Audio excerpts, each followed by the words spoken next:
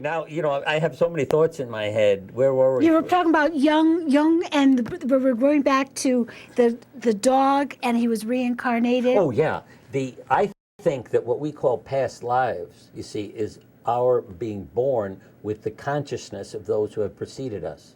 So a dog can be born with the consciousness of a previous dog, and therefore connects with the owner.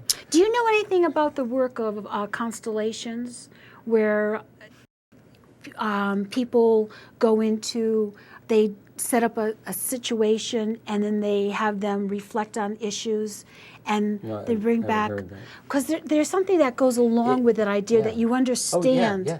See, I think that, and I'm saying this on a personal level, that there are things I would react to, get very emotional over, and have no idea why.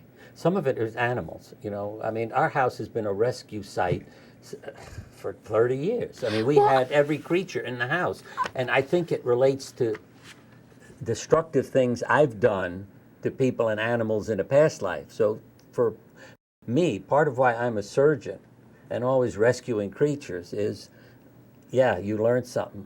Oh, that's very interesting. In past lives, it's very interesting. Even if people said, gee, I can't believe that, it can be therapeutic for you to look into this.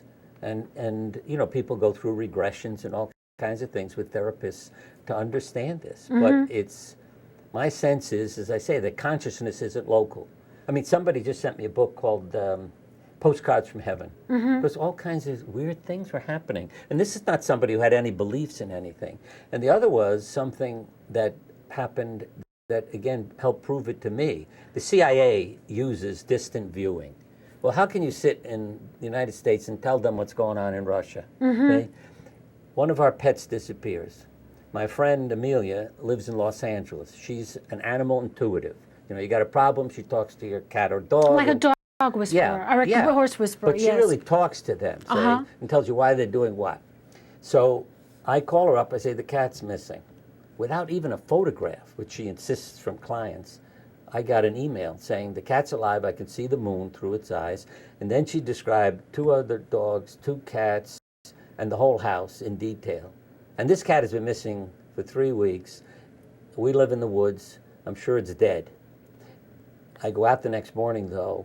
And let me say this, because what confused me, she said it's under the house. I thought, you can't get under a house. But when I went outside and I'm yelling this cat's name, I hear her cry, Boo Boo. I hear this cat crying, and what I realized, under the house there's a stairway where the sides come down to the ground.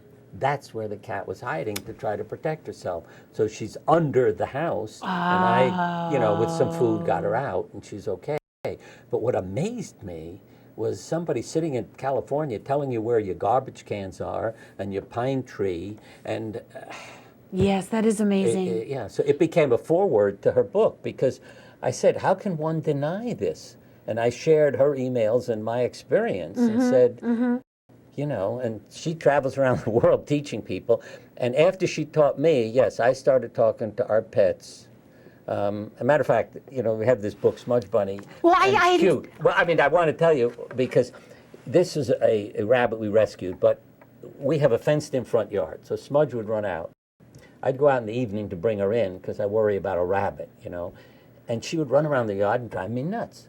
So I went out and I said to her, this is not out loud, in my head, I said, why do you drive me crazy? I'm trying to bring you in the house.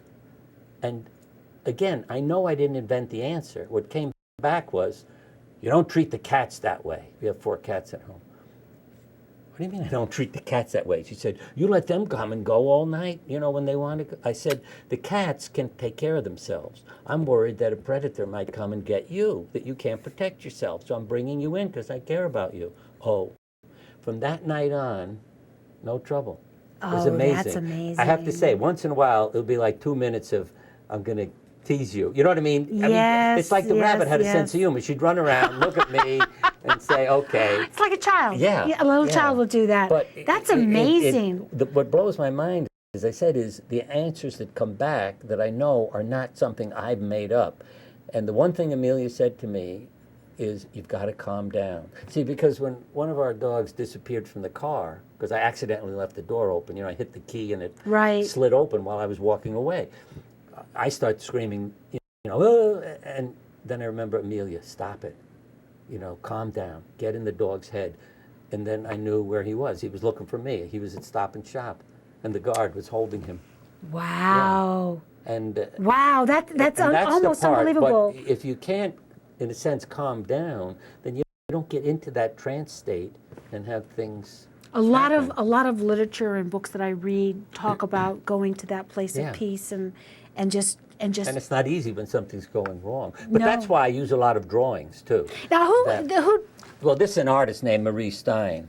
Well, this is actually the first time I've actually seen the book itself. You had sent me the information through the mail. Right. Yeah. But I mean, that's why I published it. I was sending it to people with emails, and because helping them, because I'm working with so many cancer patients. Now, so you said you had an internet show. Yeah. Now, is that part of this internet show that you sent them, or you sent them this book? Not specifically. No. Oh, okay. Because I thought that was very interesting when you told me about the internet show. Now, what is that about exactly? It's really trying to help people. It's called Mind Matters because what's on your mind matters. So I may talk to a cancer patient or some kid who's survived some terrible thing, or some famous people like Deepak Chopra or somebody else. We talk for an hour. Yeah. And just share our experiences. And then people can either tune in or log on to it, because they store it. And so you can listen to it. You don't have to listen when I'm talking. You can listen a month later to it if it interests you. Now that's very interesting. So this isn't a direct result of that, but this was why did you write this book? You see, I have to say also, as a physician, we're not trained to deal with loss. No, very few people. It's difficult. I would say most physicians have post-traumatic stress disorder. They, patients die. Well, most patients die in the middle of the night because the doctor isn't there to stop you. So death becomes failure. I mean it. In a hospital, you rarely ever hear the word somebody died. They pass, fail, go, leave. They never die. You never hear that word. Yeah. And so, it was a lot of pain for me.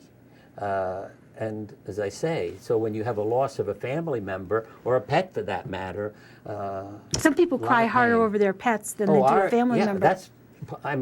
I have dog fancy, cat fancy, magazines, and you look in them, and people are, just sharing their pain about the loss of their pet. Around our house, I've got many monuments to our pets because I always bury them around the house. Now, I read a quote. So you see, again, well, let me put it this way. I was collecting rocks after one of our dogs died and building this thing. And then it's like the dog came to me. I mean, because I hear voices, and it said, "Why don't you bring me a flower?" And I thought, wow, why am I looking for rocks every morning? Why don't I look for a flower? And it changed my whole day.